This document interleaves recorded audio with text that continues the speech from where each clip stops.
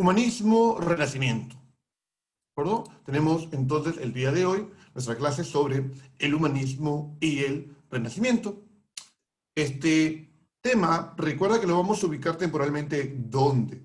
A ver, la Edad Media, si recuerdas cómo habíamos visto, se divide en 3 periodos, ¿no es cierto? La Edad Media, normalmente para motivos de examen de admisión, se divide en 3 periodos.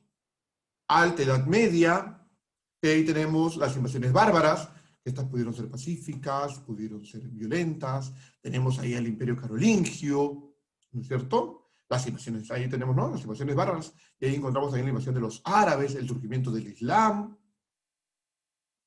Tenemos luego el medioevo, o Edad Media propiamente dicha, ¿no?, en cierta manera, que ahí tenemos a las cruzadas, estas guerras por tierras, el feudalismo se hace, pues, importante. Y luego tenemos la Baja Edad Media. En la Baja Edad Media hemos visto el renacimiento urbano, ¿no es cierto? El comercio permitió el crecimiento de las ciudades. ¿Y cómo se van a llamar estas ciudades que están creciendo? Exacto, burgos. Profe, crecen los burgos. Estas ciudades que se basan en el comercio, ¿no? Entonces, el comercio empieza a generar que haya un crecimiento, luego los burgos forman ligas para defenderse, etc. Muy bien, también tenemos en esta Baja Edad Media, tenemos pues la crisis del siglo XIV, ¿no es cierto? La crisis del siglo XIV, que va a generar toda una serie de problemas. Entonces, todo esto está ocurriendo en esta Baja Edad Media. Y hacia finales de esta Baja Edad Media, vamos a tener el surgimiento del humanismo del Renacimiento. Muy bien, veamos. Profe, ¿qué ocurre? ¿Qué cosa posibilita que aparezca este movimiento? La imprenta. La imprenta, que es inventada por nuestro amigo Gutenberg, ¿no es cierto?, hacia mediados del siglo XV, tenemos ahí a la imprenta. ¿Qué posibilita la imprenta? La imprenta posibilita la masificación, en cierta medida, no completa, del conocimiento. Es decir, antes los libros eran escritos a mano. Las copias de los libros eran escritas a mano. Podían tardar varios años en hacer una copia de un libro, ¿no? El escriba, el que se encargaba de hacer la copia del libro a mano, pues se tomaba un par de años en hacerlo. Ahora, esto, en cierta medida, pues hacía que los libros sean muy caros y sean muy poquitos. Por lo tanto, si alguno de ustedes hubiese querido tener un libro, era imposible, ¿no?, conseguirlo. ¿De dónde conseguías un libro original? Normalmente, pues, solamente la iglesia tenía, pues, los conocimientos. Luego, profe, si yo quería enterarme lo que pensaba alguien, pues tenías que conocer a la persona. A esta persona que hablaba, o algún estudiante o algo por el estilo de este personaje, si yo quería enterarme cómo pensaba. Así que lo único que me quedaba era creerle. Creerle lo que me decían. ¿Por qué? Si venía un personaje, un intelectual, y te decía, Aristóteles dijo que... ¿Y tú has leído Aristóteles? No. Ok, entonces, ¿qué te queda? Creerle a esta persona que te está diciendo la verdad. Por lo tanto, entonces, los libros van a permitir una masificación, en cierta medida, de la información. Vuelvo a repetirte, los libros van a ser caros hasta la ilustración, van a ser muy costosos, entonces el pueblo no va a tener acceso a ellos. Pero las clases pudientes sí. Recuerda que durante la Edad Media la iglesia es que quien tiene el monopolio del conocimiento. La iglesia tiene todo el conocimiento, la información.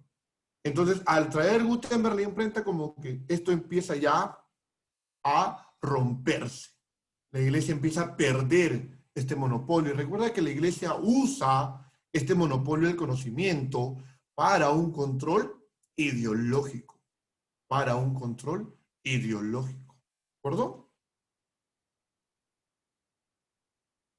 Muy bien. Tenemos, ya lo mencionamos, también la crisis del siglo XIV, ¿no es cierto?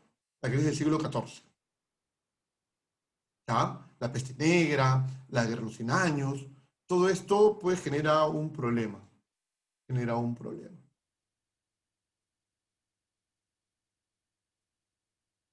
Otro, la toma de Constantinopla a mano de los turcos maometanos. La toma de Constantinopla a mano de los turcos maometanos. La caída de Constantinopla en el año 1453 marca un punto de quiebre.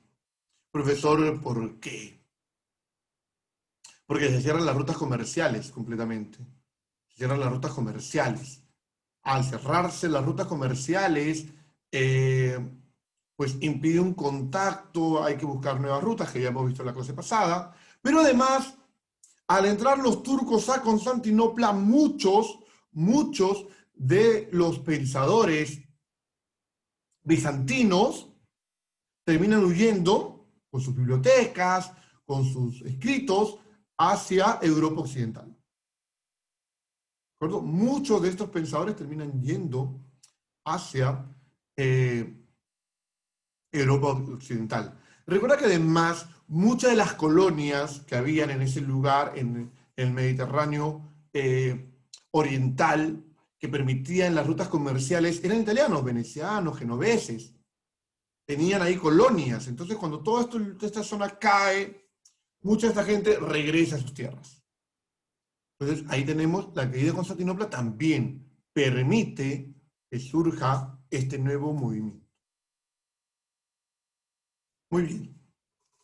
Profe, el humanismo, hablemos del humanismo.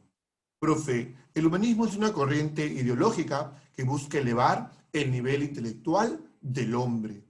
Busca hacer del hombre una persona que sea capaz de reconocer sus derechos, pero también que sea consecuente con sus deberes. Es decir, buscamos que el hombre, además de elevarse, de ser mejor, tener más derechos, su dignidad, al mismo tiempo reconozca que tiene también deberes, ¿De acuerdo? Esto es el humanismo. Esto es el humanismo. Muy bien. Ahora, recuerda que el humanismo surge en el siglo XIV, siglo XV. ¿Ya? Siglo XIV, siglo XV. Bueno, el siglo XV es su esplendor, por así decirlo, que va a tener entonces una forma de entender el mundo bajo las siguientes características. Es antropocéntrico. ¿Profe, es antropocéntrico? Sí, es antropocéntrico. Es decir, recuerda que venimos de la Edad Media. En la Edad Media Dios es el centro de todo. Dios es la explicación de todo y todo se centra en Dios. Profe, en el humanismo, ¿qué ocurre? Hay un giro, hay un cambio. Ya no es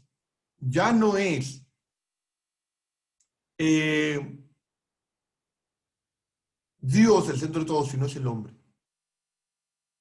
El hombre va a ser el centro de todo. Es decir, cuando decimos el centro de todo, no nos referimos a que vamos a poner el hombre más importante que Dios, sino que nos vamos a centrar en entender la realidad, el mundo, basados en el hombre.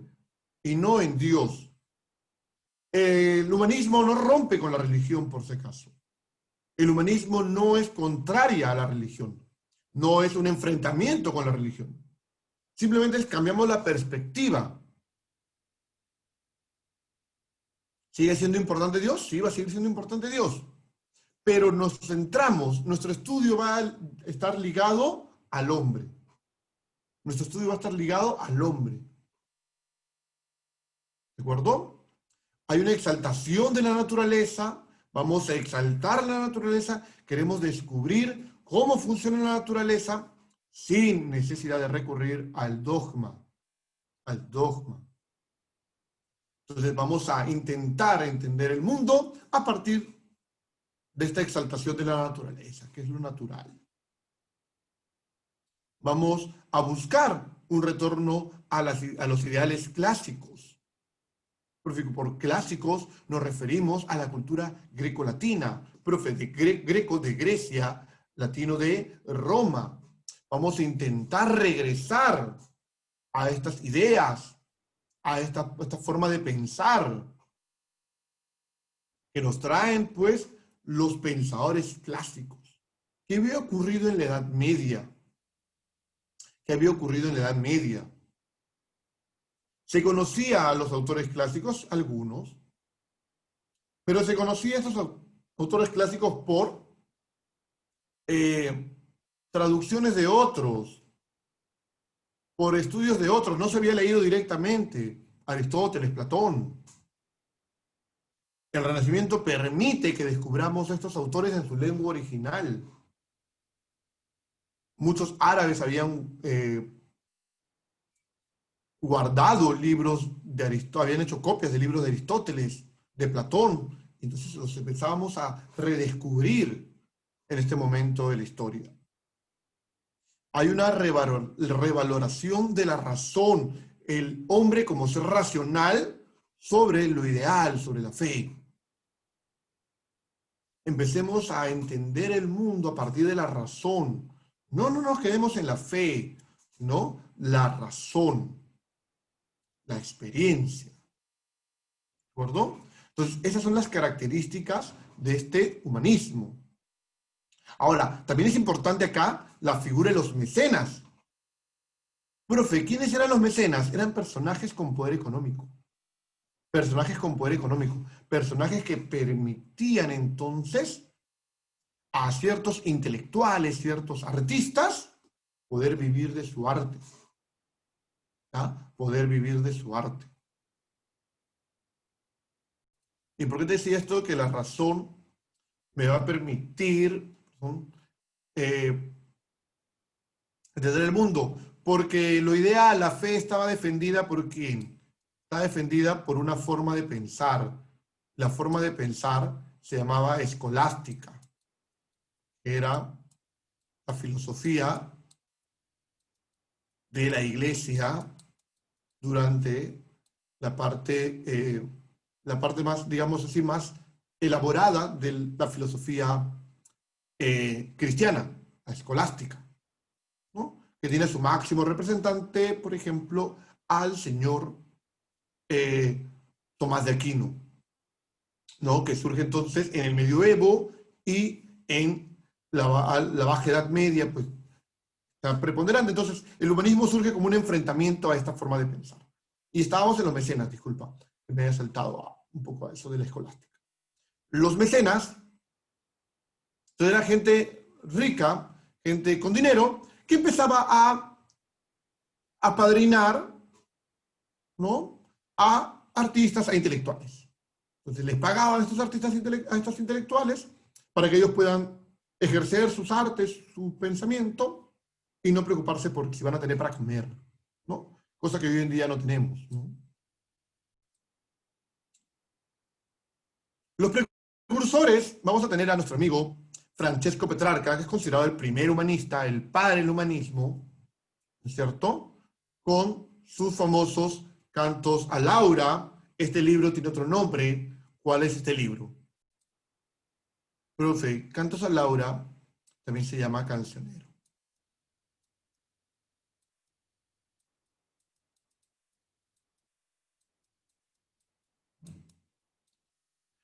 Recuerda que en esta época estos escritores, ¿no? Petrarca, Boccaccio, Alighieri, tienen, ¿no? Petrarca, Alighieri, por ejemplo, ¿no? Esta literatura, tienen lo que se llama la Donna Angelicata, que tienen, es decir, la figura de una musa inspiradora normalmente, pues, inaccesible, inalcanzable, ¿no?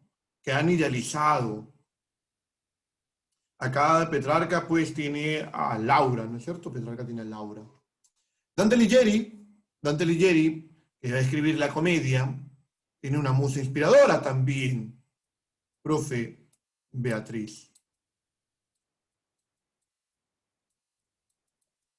Beatriz, ¿no es cierto? Eh, y acá podemos notar, por ejemplo, cuando hablamos de estos, estamos en estos dos, en Petrarca y en Alighieri, notamos esta forma de entender nuevamente el mundo al humano. Y en Alighieri podemos encontrar, en nuestro amigo Dante, podemos encontrar ese amor por, por el mundo clásico, al punto que Dante ama a Virgilio, ¿no es cierto? Virgilio, este escritor, poeta, ¿no?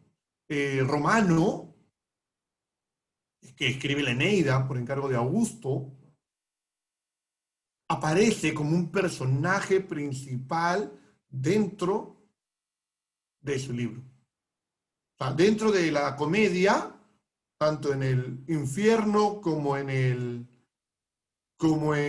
purgatorio, va a ser el guía, o sea, el guía de Dante a través de este camino.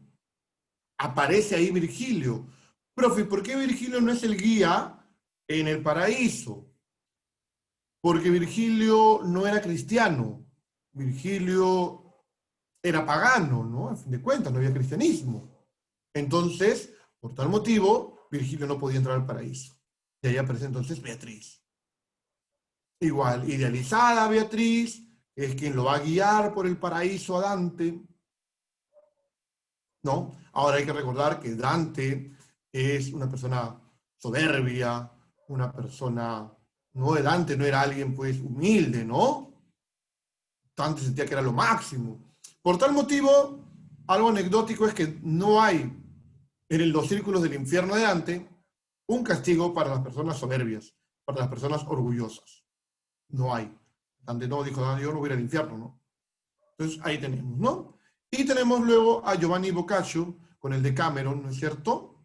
Escrito en plena, ambientado durante la peste. Ambientado durante la peste, ¿no? Con el truco este de la caja china, que se cuentan historias dentro de una historia. Y ahora, algo que tú ya sabes, pero siempre es bueno recordarlo. Profe, usted ha puesto la comedia en la obra de Dante. Profe, le faltó. Profe, se equivocó. Ahí está, profe, un error. Yo he buscado ahorita en internet y me dice que no es la comedia, sino es la divina comedia. Error, error, error. Profe, error suyo. No, disculpa, yo no me equivoco. Profe, error tuyo. El libro se llamó La Comedia. Fue Giovanni Boccaccio quien luego le puso el apelativo de Divina. Pero dijo que era, a ese libro le faltaba algo y era que era un libro, una divina comedia. Y a partir de ahí se empezó a llamar La Divina Comedia. ¿Ah? La Divina Comedia. Pero el libro originalmente, como Dante lo nombró, se llamaba La Comedia. Ahora, por favor, no vayas a pensar que se llama La Comedia y usted va a leer el libro un día y va a decir, profesor, me estafaron porque no, no me da risa. No, no, no, no tiene que darte risa, por si acaso, ¿ya? No tiene que darte risa, por si acaso, por si acaso. Ahí están entonces los precursores del humanismo, ¿ya? Los precursores del humanismo. Entonces tenemos ahí a nuestros amigos, Dante, Boccaccio, Petrarca, ahí están, ahí están. Sí, muy bien. En cuanto al humanismo, tenemos lo siguiente. En cuanto al humanismo, tenemos lo siguiente. Tenemos personajes que van a estar pensadores, que van a estar dentro de esto que vamos a llamar el humanismo. Tenemos a uno de los máximos representantes, nuestro amigo. Muy bien, tenemos a Erasmo de Rotterdam, que escribió un libro denominado Elogio a la locura.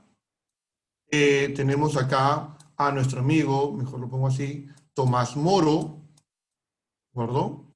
A Tomás Moro, que escribe un libro llamado Utopía. Entonces, ahí tenemos a dos pensadores de este humanismo, ¿de acuerdo? Tenemos a dos pensadores del humanismo. Erasmo de Rotterdam, con el Elogio a la Locura, y Tomás Moro con Utopía. Erasmo de Rotterdam, en su Elogio a la Locura, intenta definir un concepto importante de lo que va a ser el humanismo. ¿Ya? Y ahí te digo, él habla de un respeto a las religiones, ¿de acuerdo? Habla de un respeto a las religiones, y algunos lo van a considerar el máximo exponente del humanismo. Algunos lo van a considerar el máximo exponente del humanismo a Erasmo de Rotterdam. A Erasmo de Rotterdam. Nuestro amigo Tomás Moro escribe un libro llamado Utopía, de ahí viene la palabra utopía, algo que no está en el mundo. Ya habla de un estado, de una ciudad donde hay un respeto a todas las religiones, a todas las creencias. Lo único que está prohibido es ser ateo.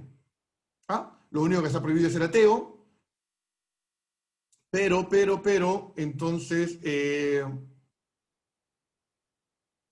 él va a crear esto donde no hay pues propiedad privada, donde hay un respeto del uno por el otro, ¿no?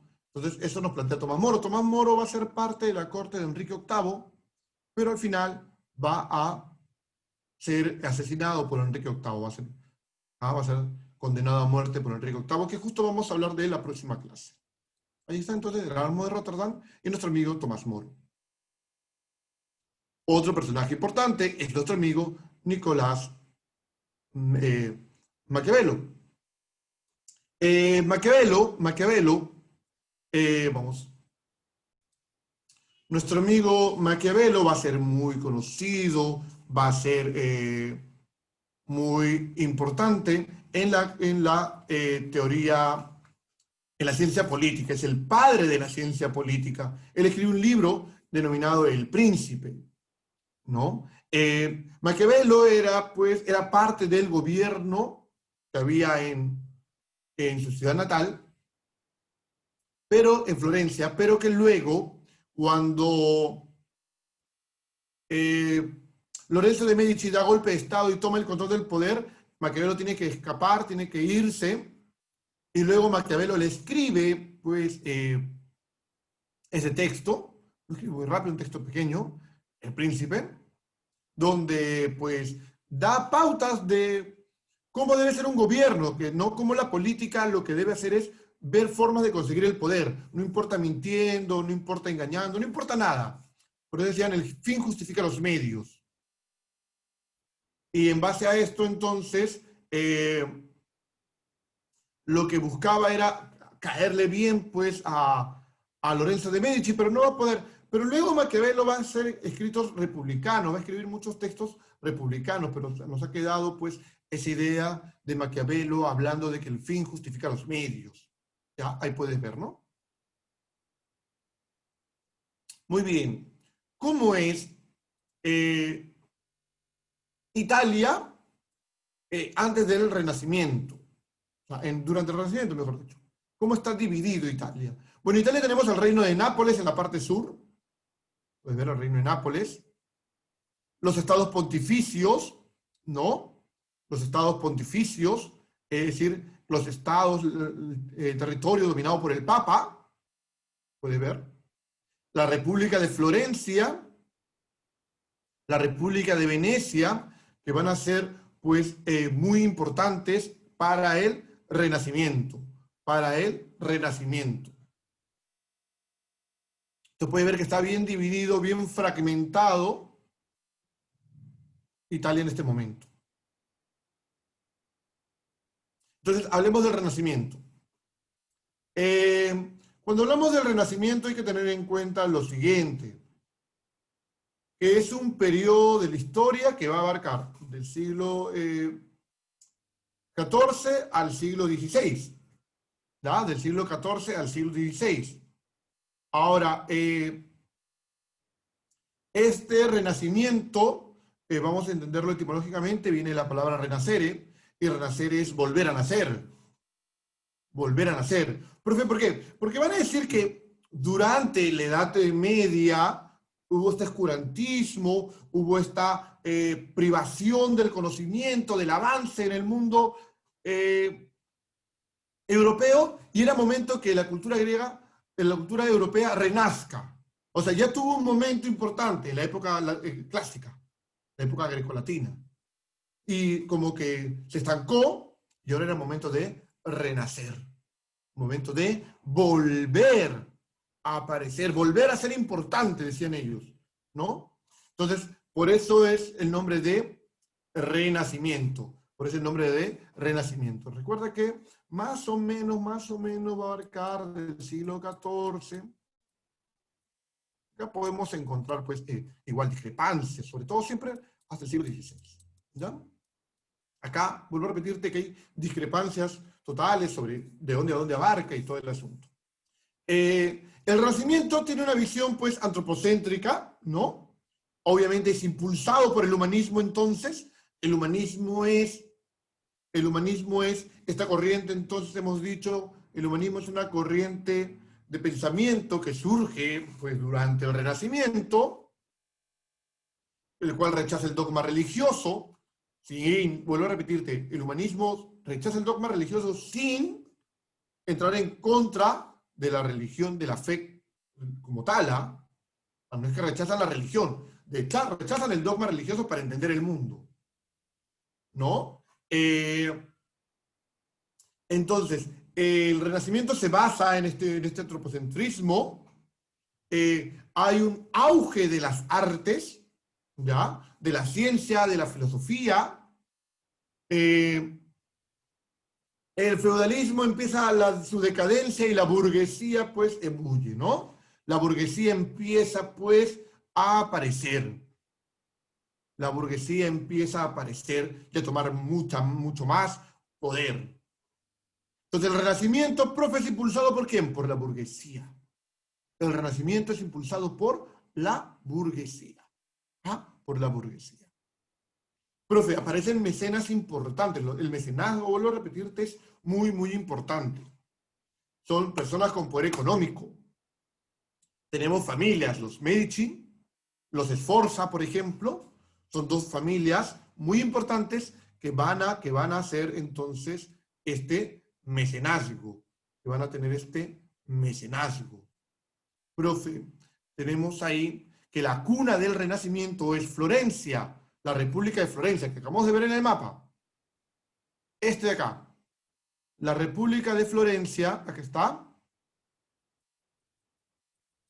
es la cuna del Renacimiento. Ahí va a iniciarse el Renacimiento y luego va a extenderse, va a expandirse. Tenemos entre los representantes, lo vamos a dividir por manifestaciones. Puede ser arquitectura, escultura, pintura, literatura. Ahorita vamos a verlos. Pero quiero que me entiendas eso. Ahora, profe, ¿cuáles son las características? Usted me dice que el Renacimiento tiene que ver con, recuerda, arte. El Renacimiento tiene que ver con el arte, pero no solamente es un movimiento artístico, profe, también es un movimiento científico. Científico. Profe, y no solamente científico, también filosófico.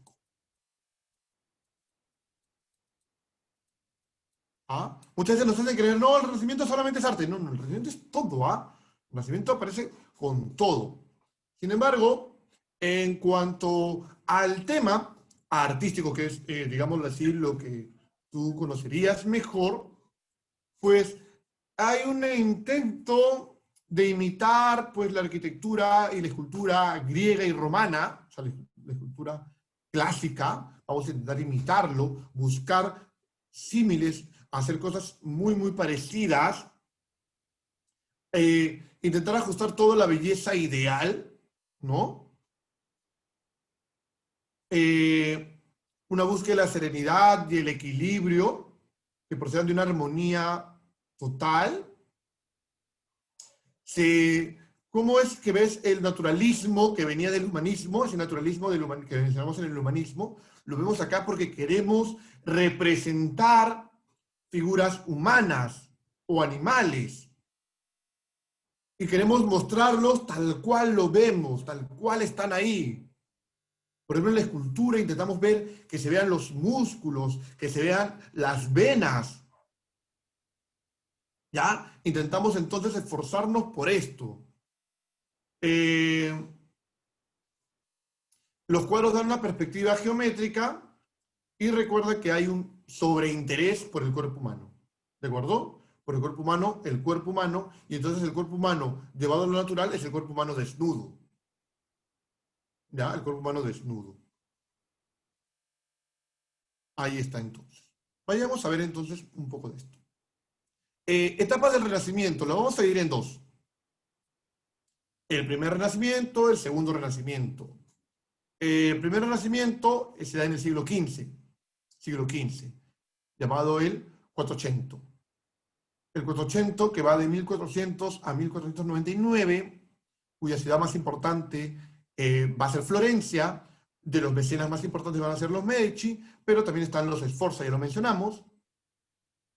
El segundo Renacimiento, llamado el Cinquecento, que se da en las ciudades más importantes de Roma y Venecia, y los mecenas van a ser los papas. Ahora, el Cinquecento va a tener dos momentos. El clasicismo, que es hasta 1525, la primera parte de este periodo, y la segunda parte es el manierismo, que es menos conocido, es menos importante en algunos aspectos. Sin embargo, en el literario, por ejemplo, en este manierismo, vamos a tener a Miguel de Cervantes Saavedra, por ejemplo. A Miguel de Cervantes Saavedra. ¿De acuerdo? Muy bien. Nos vamos a ocupar un poco de esta etapa, que es, digamos, la etapa más conocida, la etapa que a ti te vendría más en un examen de admisión. Pero no vamos a dejar de ver un poquito del 400. En el 400 hemos dicho que tenemos a los Medici como importantes, ¿no? Ha puesto a Lorenzo II porque, en fin, solamente ponerlo ahí. Pero él es el importante. Lorenzo de Medici. Y Lorenzo de Medici tiene un apodo. Profe, ¿cuál es el apodo de Lorenzo de Medici? El Magnífico.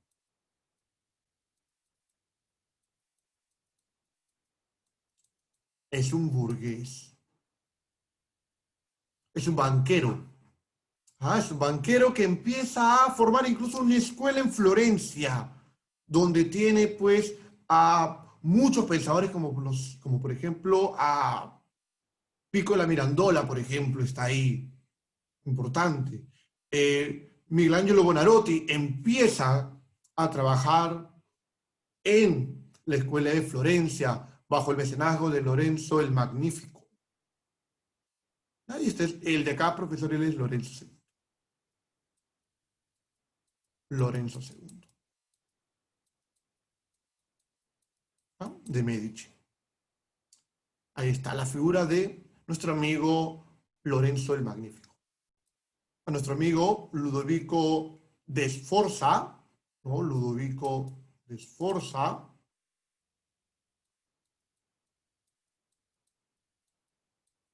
que es otro de los mecenas de este momento, ¿no? Del 400. Y, profe, ¿quiénes son los representantes? Por ejemplo, en la escultura tenemos a nuestro amigo Donatello.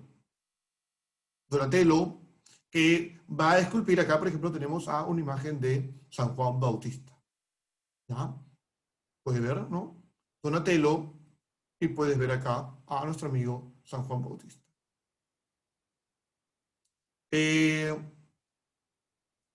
Tenemos a Botticelli, y acá tenemos una pintura de Botticelli, ¿cierto? Nacimiento de la Venus, ahí lo puedes ver, ¿no? Y una vez más puedes ver la desnudez de los cuerpos, la desnudez de los cuerpos, ¿no? Clásico del Renacimiento. En el Quinquecento ya tenemos, dijimos que tenemos a otros mecenas. Tenemos, por ejemplo, a Julio II, tenemos a Julio II, el Papa Julio II y el Papa León X, uy, no se ve, al Papa León X, ¿ah? Que van a ser de los mecenas más importantes. También va a haber una serie de papas que son Medici, por ejemplo, ¿no? Son Medici también. Entonces hay que tener en cuenta eso. Son dos de, pues, los más importantes. A Julio II, ¿no? Está, y León X. Profe, el Renacimiento no solamente es una cuestión artística, no. Por ejemplo, tenemos acá a nuestro amigo Copérnico, ¿no? Copérnico. Empieza la teoría, pues, heliocéntrica. La teoría heliocéntrica. Ahí está nuestro amigo Copérnico, ¿no? Que cambia esa idea de que la Tierra es el centro del sistema solar y pone al Sol al centro. Y es un cambio. Profesor, pero ese no es un cambio muy importante, es un cambio sumamente importante. Profe, ¿pero por qué es importante? Porque al considerar que nosotros somos la creación máxima de Dios, consideramos que todos vamos al centro, pero si me dices, no estamos al centro del universo. Es quitarnos ese asunto que nos dábamos nosotros de el centro del mundo y todo, del centro del universo, de la creación. Entonces estás cambiando esto y cambia entonces la forma de ver el mundo. Muy bien. Ríndete ante la obra máxima, la escultura en su máxima expresión, ya en el segundo momento del Renacimiento. Profe, a la izquierda que tenemos el David. Tenemos al David.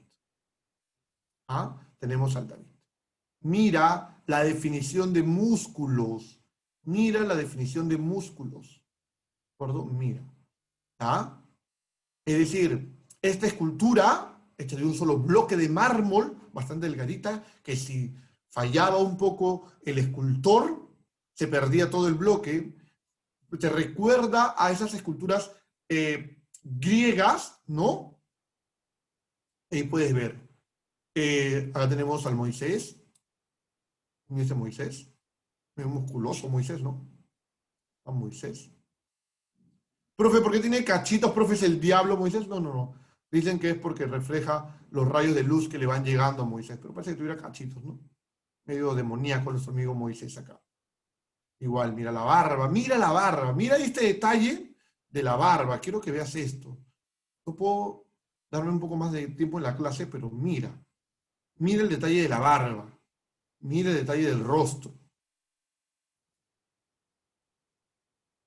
La piedad, una obra muy, muy importante. Mira, ¿no? La Virgen cargando a Jesucristo muerto. Profe, ¿quién hizo esto? Michelangelo Buonarroti. Michelangelo Buonarroti es el genio que esculpe esto.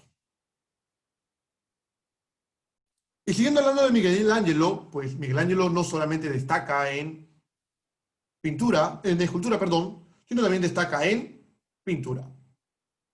¿Ah? Destaca en pintura. Profe, ¿qué pintó Michelangelo? La Capilla Sixtina. Nada más. Luego chiquito. Dentro de la Capilla Sixtina tenemos esta imagen, ¿no? La creación de Adán. Podemos ver a Yahvé, Adán. ¿Cuál es el error de Adán acá? Vamos, lúcete. Muy bien, el ombligo, ¿no? Adán no debe tener ombligo. Adán no debe tener ombligo. Y Recuerda, mira, mira, hasta acá, distanciamiento social. No se tocan, ¿ah? Distanciamiento social, no hay que tocarse. Ahí está, ahí está. Muy bien. La Capilla Sixtina. Es que cuando le encargan a Miguel Ángelo pintar la Capilla Sixtina, Miguel Ángelo no era pintor. Él no había destacado como pintor. Él no había destacado como pintor. Entonces, eh, a él le encargan y a él no le gustaba pintar, decía que pintar era cualquier cosa. El arte verdadero estaba en la escultura, porque la escultura necesitabas tener la delicadeza para tallar el mármol y mostrar músculos y todas estas cosas, pero al mismo tiempo tenías que ser fuerte, porque no vas a chancar la piedra así facilito, ¿no? Entonces decía, eso es importante. Le empezaron a pintar, y él lo había pintado desde que estaba en su escuela de artista, no en su taller, de que era un aprendiz. Y cuando empieza a pintar la Capilla Sixtina, se le malogra la primera vez que lo intenta hacer. Se le honguea, le puso mucha agua. Tuvo que tumbarlo todo y volver a empezar. Además, le viene encargado hacer algo importante, pero no iban a dejar de dar misa. O sea, él tenía que parar su trabajo mientras había misa. Tenía que armar un andamio que le permita al cura, ¿no?, a dar la misa y que el andamio no interrumpa la misa. O sea, tuvo que hacer todo eso. Y al final, pues, logró esta maravilla, que pintó prácticamente toda la Biblia en la Capilla Sixtina. Muy bien. En cuanto a arquitectura, tenemos, pues, entonces, acá está, el domo, ¿no? La cúpula de San Pedro, Capilla Sixtina. Entonces tenemos que la Capilla Sixtina,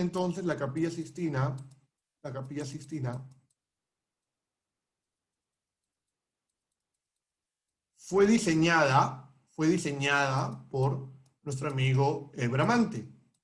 Pero Bramante no la hizo. Bramante no fue el ingeniero que lo llevó a cabo. Profe, ¿quién lo llevó a cabo? Ya te lo mencioné. Profe, no me diga, ¿otra vez también él? Sí, otra vez él. Miguel Ángel. ¿Ah? Miguel Ángelo Buonarroti también. O sea, profe, Miguel Ángel era pintor, escultor, ingeniero, sí, y también de pasadita era poeta. ¿Ah? Por si acaso. Profe, él era todo. Miguel Ángel es un dios. Miguel Ángel es un dios. Mucha gente en el Renacimiento me habla de Da Vinci. Yo en particular no tengo mucha estima por Leonardo. Reconozco que es un genio, sí. Pero Miguel Ángel simplemente es todo. Hay un enfrentamiento entre Miguel Ángel y Leonardo, cuenta de la chismografía renacentista. Tenemos a Rafael, otro de los más grandes pintores. Recuerda que en la segunda parte del Renacimiento tenemos al trío de máximos artistas, que sería Miguel Ángel, Leonardo y Rafael. Rafael, acá lo tenemos, acá, este es un autorretrato de Rafael. Ahí está, Rafael. Y pintó, por ejemplo, la escuela de Atenas. Pintó la escuela de Atenas, ¿no? Los filósofos griegos. Aquí está, tenemos acá también otra pintura de Rafael. Tenemos a la Virgen. Y por último, para terminar, tenemos a nuestro amigo Leonardo da Vinci, que va a pintar la Mona Lisa, la Gioconda, ¿no? Una de las obras más importantes, más conocidas del mundo. ¿Ya? Del mundo, ¿no? Una de las obras más valiosas que ha sido intentado robar durante mucho tiempo. Leonardo, además de ser, pues, un pintor, es también un pensador, es también un inventor, bueno, alguien que diseña muchas cosas, aunque la verdad es que pocas las lleva a cabo, en todos estos trabajos, ¿no? Pero mira, dicen que la Mona Lisa, no importa dónde te pares, siempre te está mirando. Que la máxima expresión, o sea, el arte, lo grandioso de esta pintura es que siempre te está mirando la Mona Lisa, es decir, el reflejo de la mirada humana. Poder, parece que te está mirando.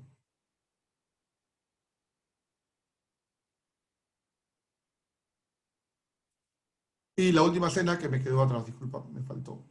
Hay un error ahí. La última cena, que es la otra pintura importante de nuestro amigo Leonardo.